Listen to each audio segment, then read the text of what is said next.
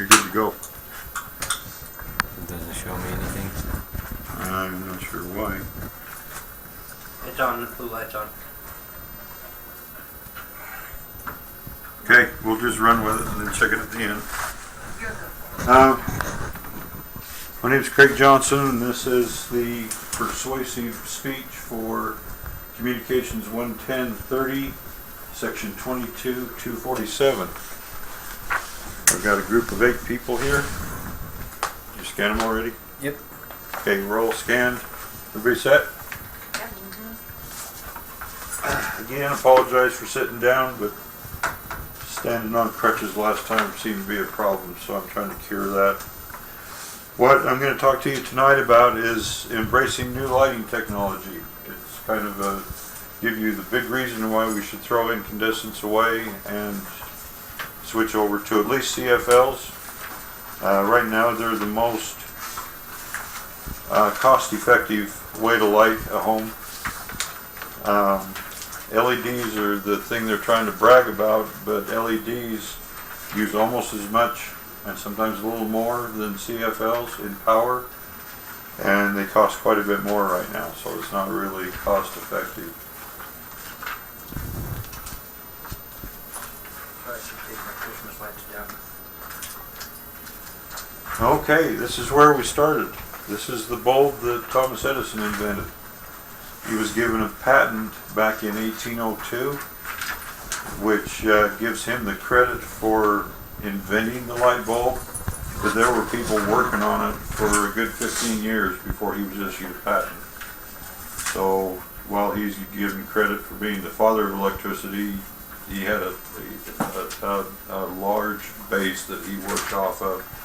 His patent was for a carbon filament bulb. They had a fairly short lifespan of around 50 hours. Between 1802 and I believe it's 1851, they developed the tungsten filament bulb, which worked out a lot better, gave it a lot more life. Now I went right to fluorescence. I didn't put a copy of that. It looks just like this, so it just has a different filament in it.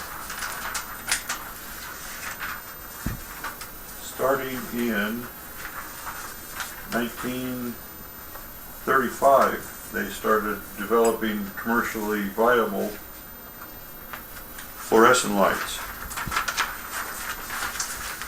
Fluorescent lights back then used the same amount of power as an incandescent. They just created light from a different way. When an incandescent light comes on, 90% of the energy it uses is switched to heat. So you're only getting 10% of the power is in light. The rest is all in heat. With a fluorescent, more of that power goes to lighting something. That's why they're more efficient. Most of you are of the age are used to these T12s, which is on the very bottom. This one right here is a T12. The new Econ T5s are the preferred method. They less mercury in them. You get higher illumination for the power used. Some of these other U-tubes above are used in commercial applications. Okay, what causes a fluorescent to light is there's an electron beam inside of the tube that excites a coating that's on the inside of the tube. If you were to take that coating out, that's what a tube would look like. It just emits UV rays that excite the fluorescent coating on the inside of the tube. If you were to take that coating out, what we used to call back in the hippie days was a black light. So it would be dark. It'd be quite dark, but some things would fluorescent. Like we used to put posters up on the walls that were all kind of freaked out and hippie designs, psychedelic. That's literally the black light then. Yeah, if you were, that's what a black light is just a tube without the fluorescent material inside it. Those became commercially available in 1951. Most of the houses had in their kitchens had like a 10-inch circular, and they also made an 8-inch circular that people were trying to switch over. They were available, but it was usually always round.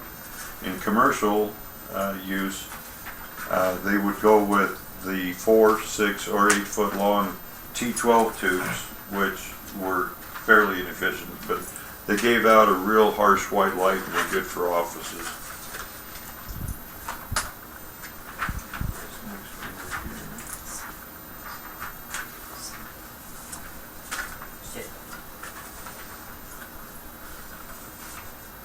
Where are you guys to? Are you on the spiral yet? Yeah. Okay. The spiral was developed and put on the market commercially in 1985. What they were trying to do with that spiral configuration is make it to where it more directly replaced the old incandescent bulb. So you could just plug and play, screw out the old incandescent, screw in the new spiral, and you were set to go. Most of the spirals used about 20% of the energy that the old incandescent bulbs used. The one drawback to the spirals is, since there's no ballast in your light fixture, the bulb itself has to contain all the electronics to fire it and keep it running. In order for a fluorescent tube to run, it has to have a constant current. And our next page shows the insides of the base. If you were to take one of those spirals apart, that's what it looks like inside the base, is all those little chips and electronic controls. I don't advise tearing it apart because all that stuff is pretty nasty environmentally.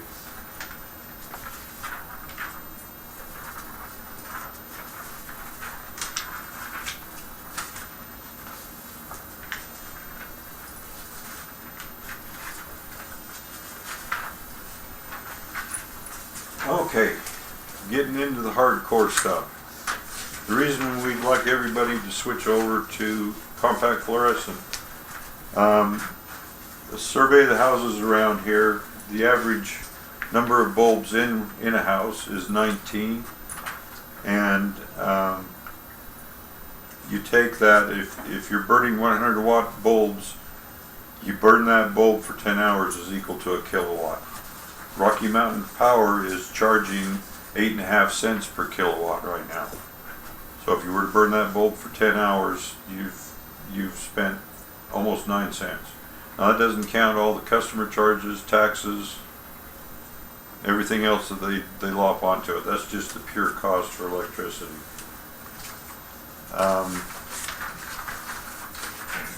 Next we have from the Department of Energy. Oh, by the way, those statements were from Rocky Mountain Power, which is our local utility.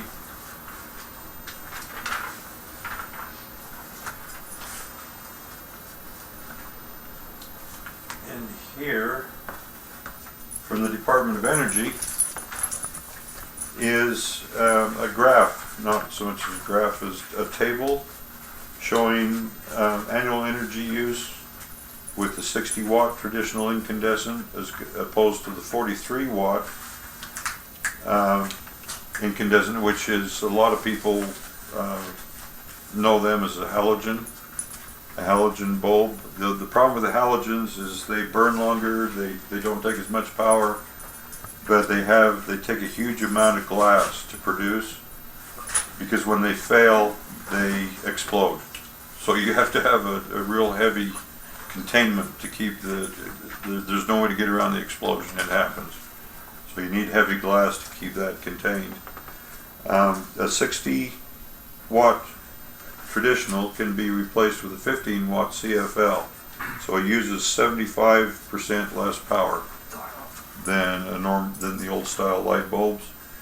An old style bulb would cost you $4.80 a year to run, the average of 6 hours a day, and a 15 watt CFL would only cost you $1.20. There is a price difference. The old bulbs would cost you 41 cents. The CFLs would cost you $4. Where you gain an advantage is the old bulbs only last about 1,000 hours, Most fixtures would take 4 to 5 bulbs a year, whereas if you put a CFL in it with a bulb life of 10,000 hours, you're looking at a lot longer lifespan. So you're saving money there. If you wanted to get into the LEDs, their bulb life is approaching 25 to 30,000 hours. So if you've got a real hard spot that's hard to replace a bulb in, LEDs would be the way to go, because the extra cost more than warrants not having to get into it so often. Any questions, comments? Very last page is all my citations where I sourced my material from. So there's no questions? The explosion on the bulbs Yeah. we were talking about, that's in the regular bulbs. That's not- It's a regular halogen bulb. The halogen is the gas that's filled inside. Instead of using a vacuum, they use a low pressure halogen inside the bulb. See, the old style incandescents are vacuum. There's nothing in there. Halogens actually pump a little bit of halogen in there.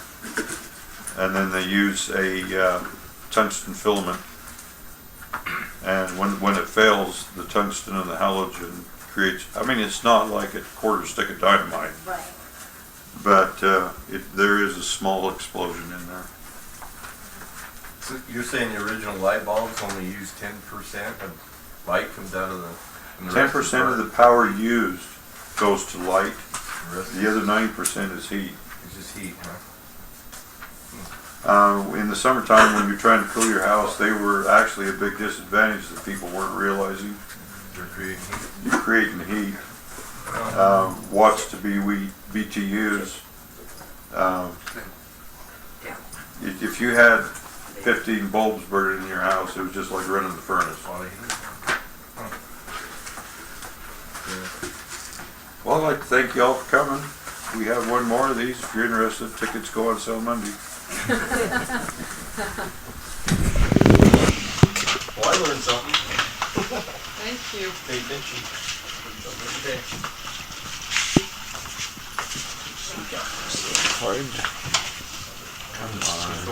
No, I want to push done. You're getting on credit there. Who's that, Thor? Yeah, Yeah, I found a good spot.